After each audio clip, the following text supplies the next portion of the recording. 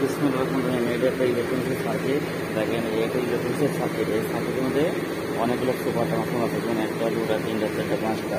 কিন্তু আমরা জানি তো এইটা একটা বড় একটা সুপার ট্রান্সফর্মার, কিন্তু আমরা জানি না এই সুপার ট্রান্সফর্মার কী কী কাজগুলো করে, কী কাজে তাদের গঠনটা কী থাকে, কাজটা ঠিক কেমনে কী করে সেটা আমরা অবশ্যই জানি না। এটাই আমি আপনাদের জানানোর চেষ্টা করবো।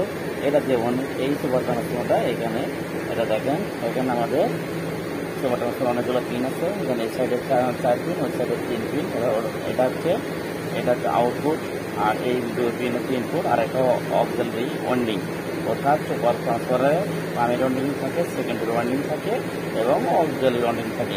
অনেক ক্ষেত্রে যেগুলো সুপার ট্রান্সফারের যেগুলো বেশি পিনগুলো থাকে সেখানে সেন্টার টেপ থাকে, ক্যাবেজ ট্যাপ থাকে, বিভিন্ন সুইচিং মোডে কাজ করা হয়। আর এই যে সুপার ট্রান্সফারের সুইচিংয়ের জন্য আমাদের মসফেট বা ট্রানজিস্টর এগুলো ইউজ করে হাই ফ্রিকোয়েন্সি তৈরি করা।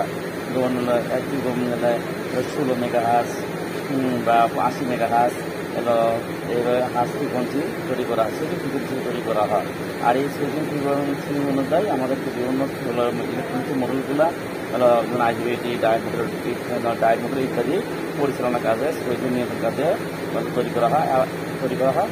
এবং এই চোপার তারপরে সুইচিংয়ের মাধ্যমে বিভিন্ন ধরনের সিগন্যাল তৈরি করা হয়।